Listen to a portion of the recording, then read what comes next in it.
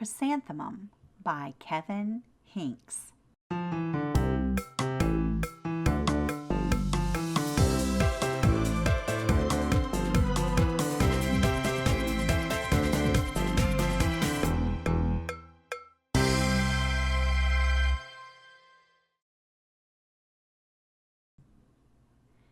The day she was born was the happiest day in her parents' lives.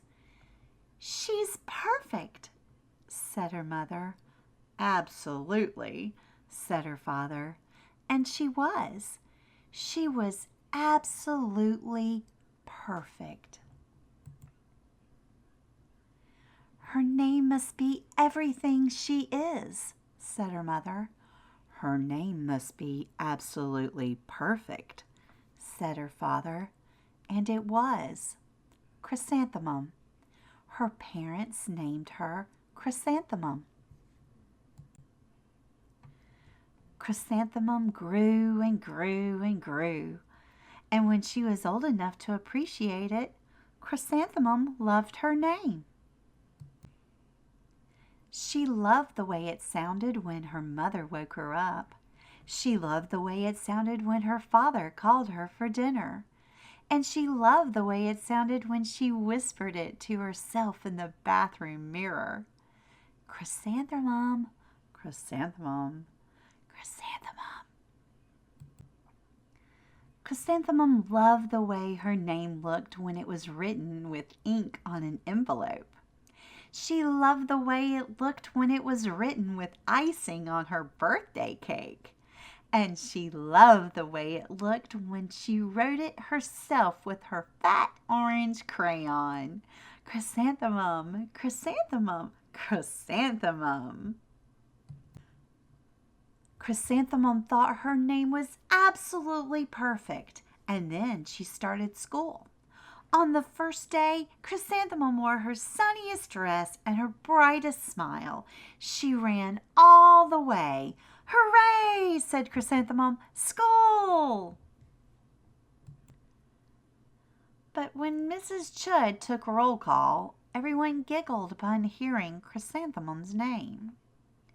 Mrs. Chud, Dawn, Eve, Louis, Al, Les, Kay, Max, Sue, Bill, Pat, Tom, Sam, Ken, Joe, Rita, Victoria, Chrysanthemum.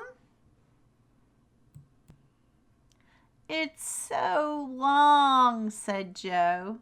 "It scarcely fits on your name tag," said Rita, pointing.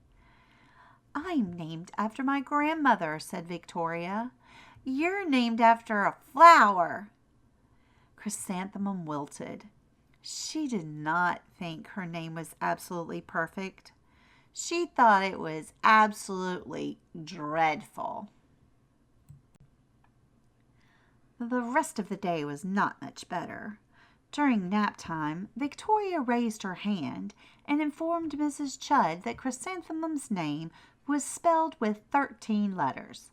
"That's exactly half as many letters as there are in the entire alphabet," Victoria explained.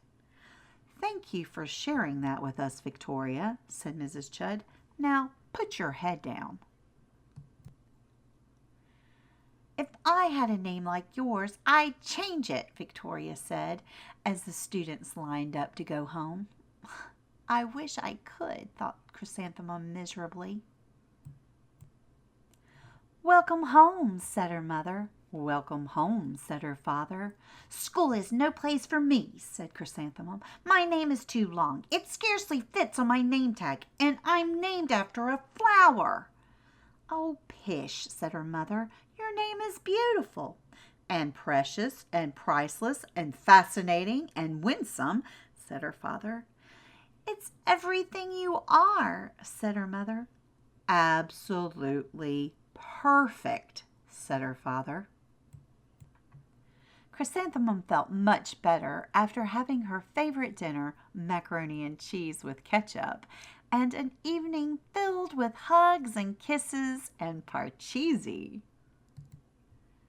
That night, Chrysanthemum dreamed that her name was Jane. It was an extremely pleasant dream.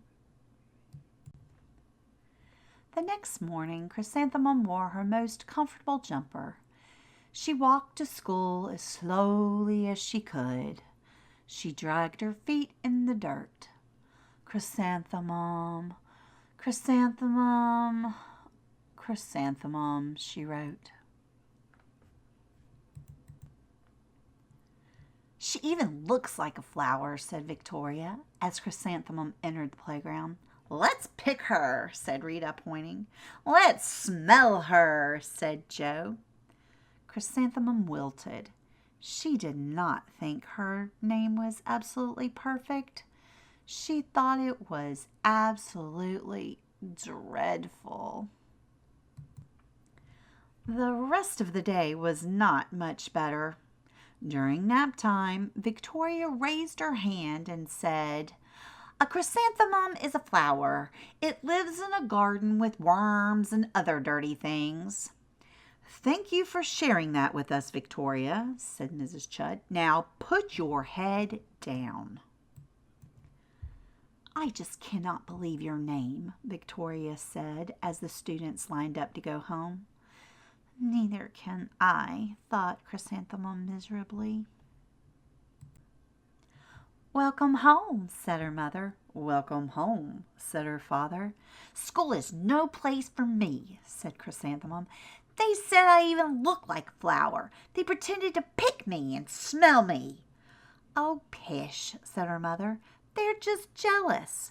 "And envious and begrudging and discontented and jaundiced," said her father.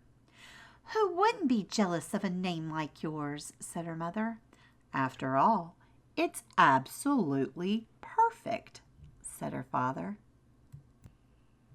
Chrysanthemum felt a trifle better after her favorite dessert, chocolate cake with buttercream frosting, and another evening filled with hugs and kisses and parcheesi.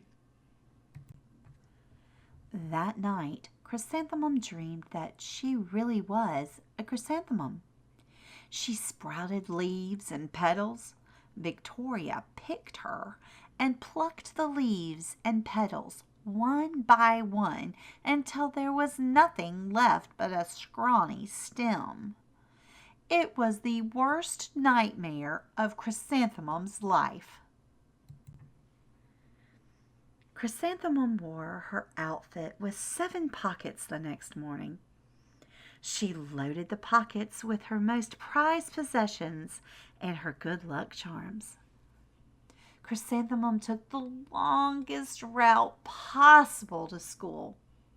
She stopped and stared at each and every flower. "Chrysanthemum, chrysanthemum, chrysanthemum," the flowers seemed to say. That morning, the students were introduced to Mrs. Twinkle, the music teacher. Her voice was like something out of a dream, as was everything else about her. The students were speechless.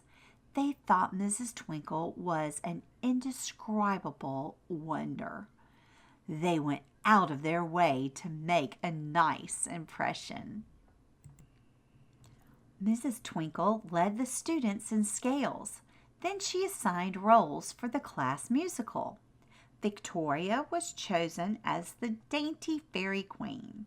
Rita was chosen as the spiffy butterfly princess.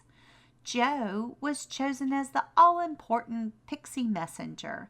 And Chrysanthemum was chosen as a daisy. "Chrysanthemum's a daisy! Chrysanthemum's a daisy!" Joe, Rita, and Victoria chanted, thinking it was wildly funny. Chrysanthemum wilted.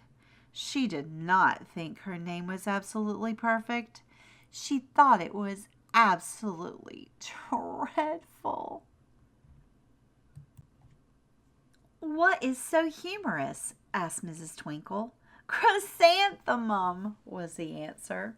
Her name is so long, said Joe. It scarcely fits on her name tag, said Rita, pointing. I'm named after my grandmother, said Victoria. She's named after a flower. My name is long, said Mrs. Twinkle. It is, said Joe. My name would scarcely fit on a name tag, said Mrs. Twinkle. It would, said Rita, pointing. And, said Mrs. Twinkle, I am named after a flower, too. You are? Said Victoria. Yes, said Mrs. Twinkle. My name is Delphinium. Delphinium Twinkle. And if my baby is a girl, I'm considering Chrysanthemum as a name. I think it's absolutely perfect. Chrysanthemum could scarcely believe her ears. She blushed. She beamed. She bloomed.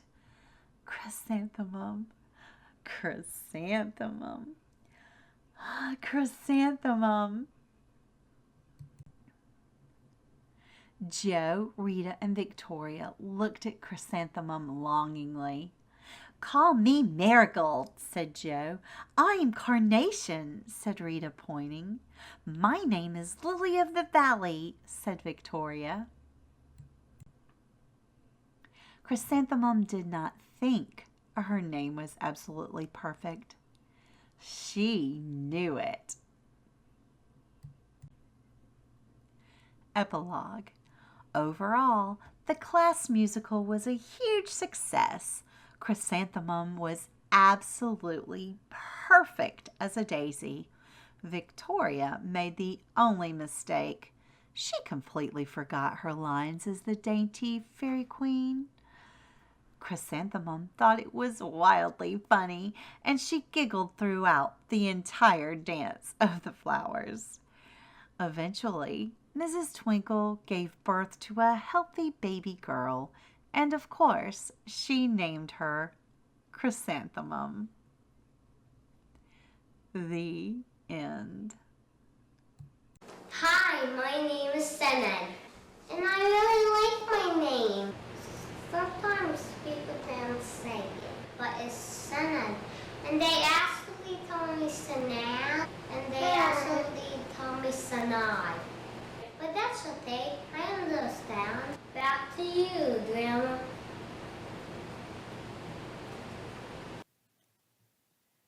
I'm so sorry, Synod. I didn't mean to say your name incorrectly. You'll have to forgive Grandma. Sometimes people misspell my real name, Meredith. But that's okay. I understand. I just tell them how to spell it. I really like my name, Meredith, but I really, really like my name, Grandma. Now, put in the comments whether you like your name or not. Or if you could change it, what would you change it to? I want to know. Click that like button and give Grandma a thumbs up. Subscribe, but most importantly, make sure you come back for more stories. Bye, Grandma.